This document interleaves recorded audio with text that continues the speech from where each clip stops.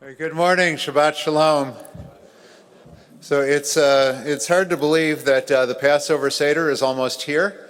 I know I already. Do you want me to stop?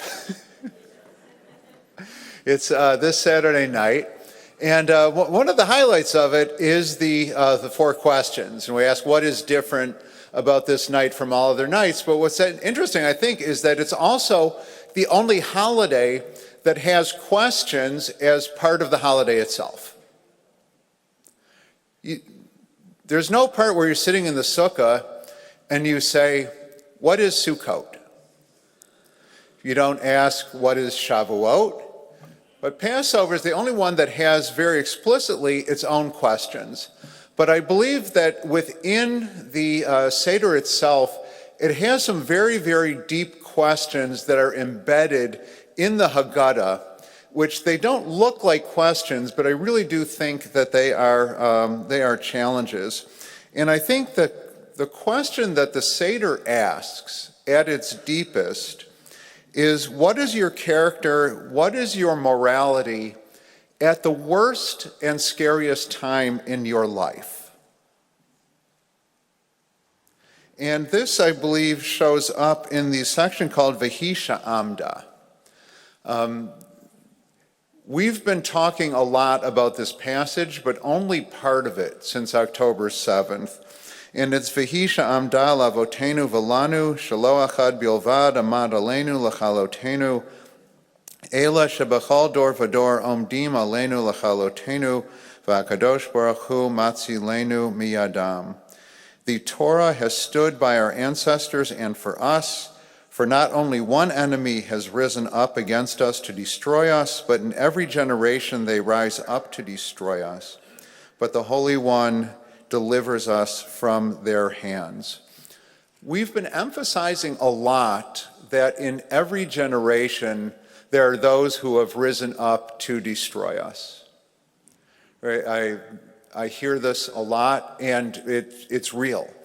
I'm not denying it, but the part that we have left out is what has sustained us is holding on to our values during this time.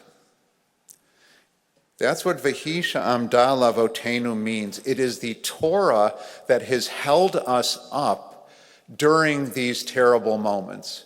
It's not just that we were saved because we were the Jewish people. We were saved because we didn't forget who we are, even in these terrible moments. Dr. Yehuda Kurtzer says that our morality fades in times of threats and crisis. The more that you live in fear, the more that you are likely to abandon your morality and justify it as self-defense. And it's very easy to remember our values when times are good, but now this is when we find out who we really are. It's not because we were born Jewish that makes us intrinsically moral.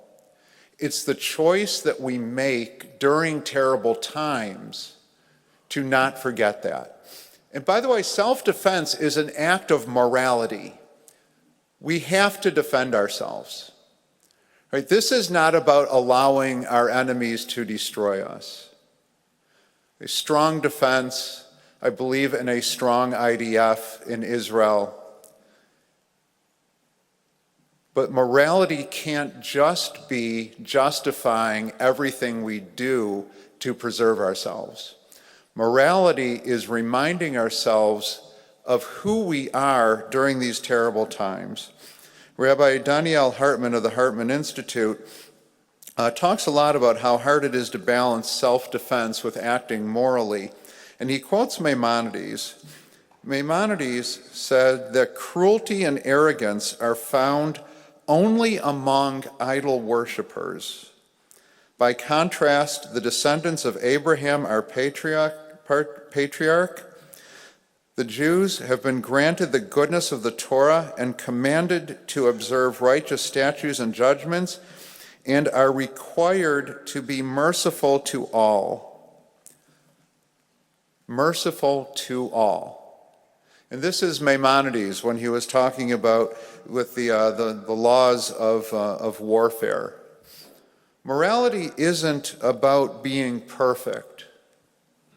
Morality is about your intent to do the right things under difficult circumstances.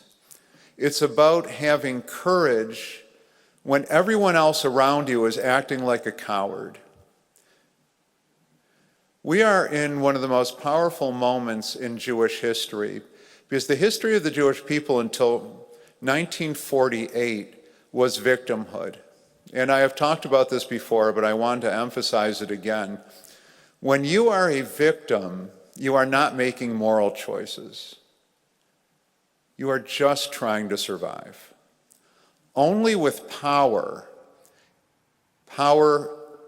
of your own actions, but also when you have power over other people, only then do you have moral choices. And it has only been in the last, really since 1948, that the Jews as a people have had the capacity to make moral choices, because this is the only time that we have had power over others in well over 2,000 years. And it's very, very difficult, and it is very, very messy, and it is never, ever perfect. The innocent are going to suffer because of the guilty.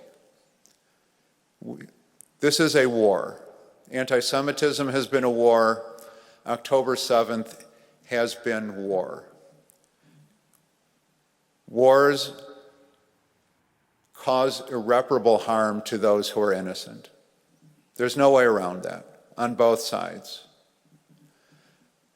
But it's your intent in warfare. It's your heart as you're fighting that counts toward what morality is. I believe that anyone who's waiting for Israel to be perfect or for the Jewish community to be perfect, one, will be waiting a long time, and two, I would say that you are utterly and completely irrelevant to the conversation today. If you believe that Israel is perfect and right at all times, and if you believe that the Jewish people are right and perfect at all times, you are also irrelevant to the conversation. And I am seeing this on both sides, and it does not help at all. To be a member of the people Israel, of the Jewish people, means that we have to struggle always to figure out what are our values, what are the right things. It means to live by our values no matter what, that we have to defend ourselves, to defend our loved ones, but we never rejoice in the pain, we never rejoice in the suffering of anyone. We have to fight our enemy, but we should never say that they will always be our enemy.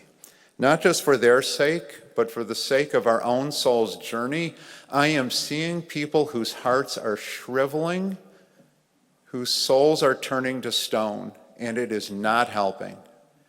Again, it's not easy. We are fighting for our survival and living with a broken heart at the same time. The seder ends with a question too. L'shana haba'a b'Yerushalayim. Next year in Jerusalem. That's a challenge. That's a question. Are we going to do what it takes to defend ourselves and our people? But are we going to do it in a way that we preserve who we are as a people, our sense of morality, our sense of trying to do the right thing, so that there is a Jerusalem next year?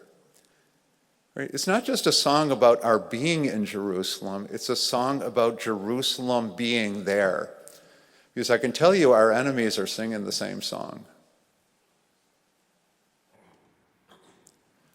But are we going to sing it with a fullness of heart, a fullness of our soul? Again, Passover asks us who we are in the worst moments of our lives. And the answer has to be, we are fully and completely ourselves, people committed to living by the Torah that God gave us. Shabbat Shalom.